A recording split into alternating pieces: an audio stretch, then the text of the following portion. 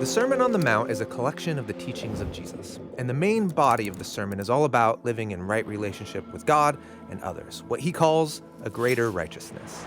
In the third block of teachings, Jesus focuses on right relationships. This section has three parts, and the central block of teachings hones in on difficult relationships.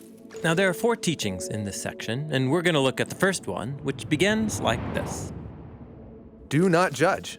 The Greek word for judge is krino, which can describe the act of deciding between what's good or bad. In this case, judging someone would be evaluating their behavior. Wait, so do not evaluate anyone's behavior? What about when things go wrong in relationships? Shouldn't I evaluate what went wrong? Yes, you totally should. So then what does he mean? Do not judge. Well, krino can also refer to making a final judgment. Not just evaluating a person's actions, but evaluating their worth. Jesus doesn't want his followers to pronounce that people are good or evil. Judgments like that are for God alone. A good word for this in English would be don't condemn. I see, because condemning someone is basically acting as if I know what God knows. Right. I mean, we judge people's actions based on what we can see on the outside. But underneath all of our behaviors are motives and desires and fears that no one else can see. And condemning a person is acting like I have the authority to make that kind of call. Right. You don't. And God will hold you accountable for judging that way. As Jesus goes on to say, do not judge so that you will not be judged.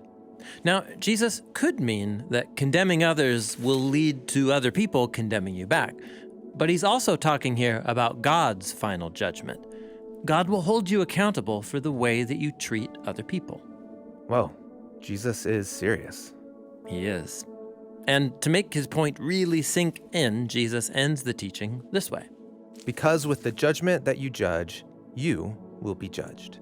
And with the measure that you measure, it will be measured to you. So how is it that you want to be judged?